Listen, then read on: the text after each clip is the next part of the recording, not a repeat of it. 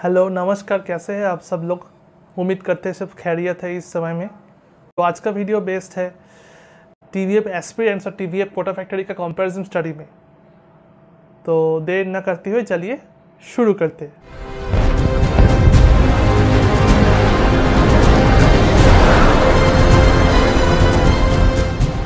इससे पहले मैं मेन टॉपिक पे आऊँ, आप डिस्क्रिप्शन में हर लिंक को फॉलो कीजिए। और कुछ महीनों पहले यानी पिछले साल मैंने बंदिश बंदिट्स और तानसेन तानपुरा एक बंगाली वेब सीरीज़ का सीज़न 1 का कंपैरिजन स्टडी किया था, जो कि आप यहाँ पे देख सकते हैं। तो टीवीएफ एस्पिरेंट्स ये सीरीज़ इसी हफ्ते रिलीज़ हुआ है। इसका final episode that is episode number 5 YouTube में फ्री अवेलेबल है। और ये सीरीज़ उन स्टूडेंट्स या एस्पिरेंट्स की कहानी बोलते हैं जो कि यूपीएससी एग्ज़ाम क्लियर करना चाहते हैं। तो इससे पहले भी 2 साल पहले लगभग टीवीएफ का एक और सीरीज़ आया था जिसका नाम था द कोटा फैक्ट्री। वहाँ पे दिखाया गया था कि हमारे यहाँ से और विभिन्न स्टेट से जो स्टूडेंट्स आईआईटी के एंट्रेंस एग्ज़ाम क्लियर करने के लिए जो कोचिंग के लिए जाते हैं वो कोटा से मिलता है। और यहाँ पे इस टीवीएफ एस्पिरेंट्स का ये सीरीज़ में द मेन फोकस जो है वो है राजेंद्र नगर। तो फर्स्ट पॉइंट ऑफ डिफरेंस ये है कि सर्कमस्टेंसेस यहाँ बहुत अलग है। एक आदमी का डिफरेंट पॉइंट्स ऑफ लाइफ में ये दोनों चीज़ें होती है। जैसे कि हम सब अभी कॉलेज पास आउट्स या स्कूल पास आउट्स हो चुके हैं, तो हम लोगों के लिए बहुत रिलेटेबल है कैसे आईआईटी एस्पिरेंट मतलब आईआईटी स्टूडेंट कैंडिडेट कैसे ट्रेनिंग लेते हैं, कितना स्ट्रगल करते हैं। हर स्टेट में बहुत सारे इंस्टीट्यूट है जो आईआईटी के लिए कोचिंग देते हैं ताकि जेईई एडवांस क्लियर कर सके। पर ये माना जाता है कि कोटा में सबसे अच्छा कोचिंग मिलता है। तो ये तो हमारे लिए बहुत रिलेटेबल है क्योंकि सभी स्टूडेंट जो कि साइंस बैकग्राउंड से है और आगे जाके भी उसी बैकग्राउंड में रहे हैं, वो कुछ ना कुछ एक बड़े एग्ज़ाम के लिए प्रिपरेशन ले ही लेते हैं। और यहाँ पे यूपीएससी का जो एंगल लिखा गया है, मतलब लाइफ का एक पॉइंट में और फ्यूचर में जाके कुछ एक्सपीरियंस गेन करके आप यूपीएससी के लिए बैठ सकते हो। ये आपका कॉलेज पास आउट के बाद भी हो सकता है या फिर आपको नौकरी करते करते भी हो सकता है। ये तो एक माइनर डिफरेंस है यहाँ सीरीज़ का कि वेरियस पॉइंट्स ऑफ लाइफ में आप ये चीज़ें एक्सपीरियंस करते हो। सेकेंड पॉइंट ऑफ डिफरेंस जो मुझे लगा कि ऑब्जेक्टिव और focus of the TV series.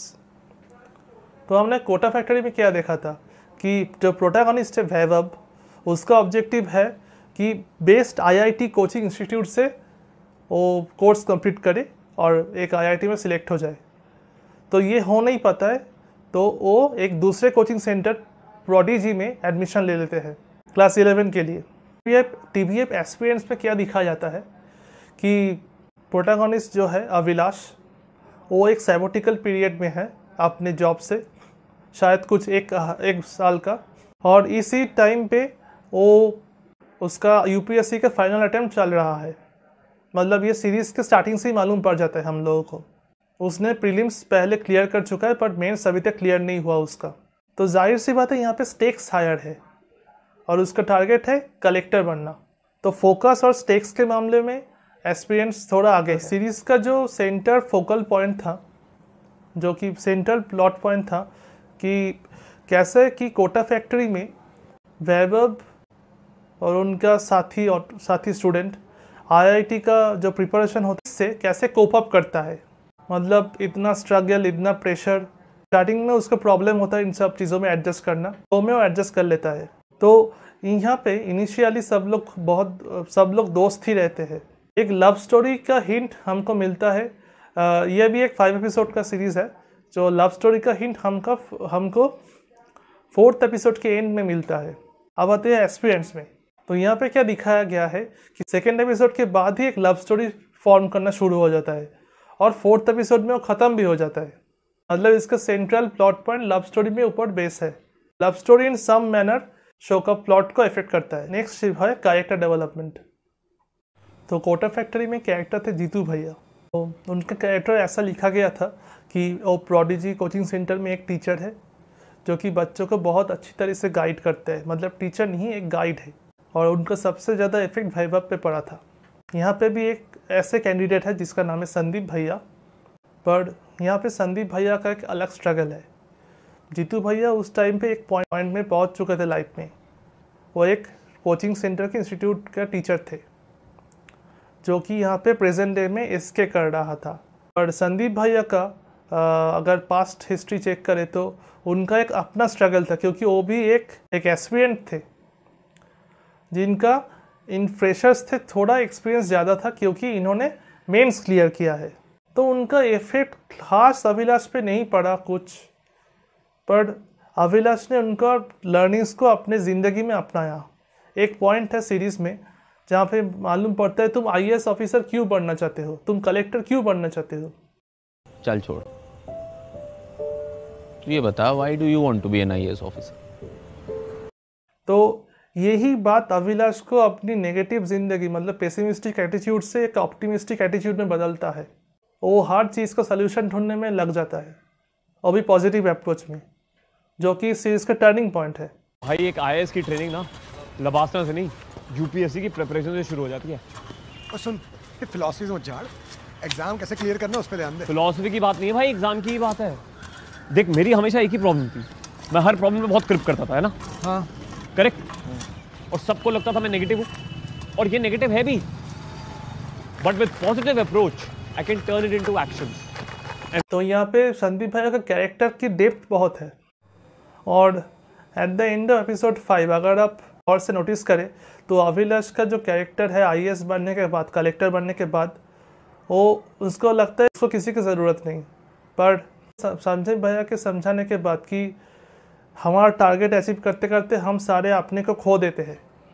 तो ये हमको ध्यान में रखना चाहिए कि सारे हम कैसे सबको खुश रखें और ख़ुद को भी खुश रखें, सेटिस्फाइड रखें खुद को। तो यह बात अभिलाष को बहुत टच करता है, और वो अपने दोस्त से मिलने चले जाते हैं at the end of the series. तो उसको पता है कि उसका दोस्त जो गुड़ी है उसका शादी उसका गर्लफ्रेंड धैर्य से हो रहा है, और वो मूव ऑन करते हैं। पर यहाँ पे एक चीज़ नहीं दिखाया गया कि धैर्य जो है उसका भी बहुत बड़ा इम्पैक्ट है इस शो में। तो वो प्रेजेंट लाइफ में कैसे कोप अप कर रही थी, वो कैसे मूव ऑन करके गुड़ी से शादी कर ली, ये सब कुछ दिखाया नहीं गया, सिर्फ अभिलाष का पॉइंट ऑफ व्यू दिखाया गया है। यही बात मुझे थोड़ी वीक लगी इस शो पे। मेरी तरफ से एक लास्ट पॉइंट है जो कि है रन टाइम के बारे में।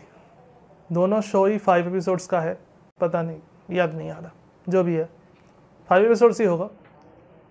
पर कोटा फैक्ट्री का आपने सुना होगा सीज़न 2 भी रिन्यू हो गया है, और कोटा फैक्ट्री सीज़न 1 के एंडिंग में जो क्लिफ हैंगर था, मतलब वो वैभव प्रोडिजी छोड़ के एक्सीलेंस की तरफ एक झलंग लगाता है। तो उसका लाइफ एक्सीलेंस में कैसा होगा अब, क्या वो पुराने दोस्तों को याद रखेगी या सबको भूल जाएगी, यही बड़ा क्वेश्चन है। और सबसे बड़ा क्वेश्चन ये है कि उसको कौन से आईआईटी में चांस मिलेगा। तो मुझे ये भी लगता है एस्पिरेंट्स तो अपने हिसाब से ठीक ही है, रन टाइम में 5 एपिसोड्स में अच्छी तरफ से एडजस्ट हो जाता है, पर शायद एक और एपिसोड्स का ज़रूरत था। मतलब 6 एपिसोड का जो सीरीज़ होता तो अच्छा होता, मतलब कुछ और कैरेक्टर्स को डेवलप कर सकते थे। जैसे इसके धैर्य, इनका कैरेक्टर को बहुत कम टाइमिंग्स दिया गया है सीरीज़ पे। चलिए देखते हैं कोटा फैक्ट्री का सीज़न 2 कैसा होता है, बढ़िया ही होगा। वीएफ का तो बहुत ही शुक्रगुजार हूँ मैं, क्योंकि वो फ्री में वेब सीरीज़ यूट्यूब में डालते हैं। एट द एंड मैं कोटा फैक्ट्री को प्लॉट और रन टाइम के हिसाब से आगे रखूँगा, और टीवीएफ एक्सपीरियंस को हमें कैरेक्टर डेवलपमेंट, कैरेक्टर राइटिंग में आगे रखूँगा। एवरेजली दोनों सीरीज़ ही मुझे डिसेंट और बहुत बढ़िया लगे। तो कोई प्रीजुडिस नहीं है, ये जस्ट मेरा ऑब्जर्वेशन है। कोई एग्री कर सकते हैं, कोई नहीं भी कर सकते हैं। तो चलिए आज के लिए इतना ही हो गया, लौटते हैं बहुत जल्दी, बाय।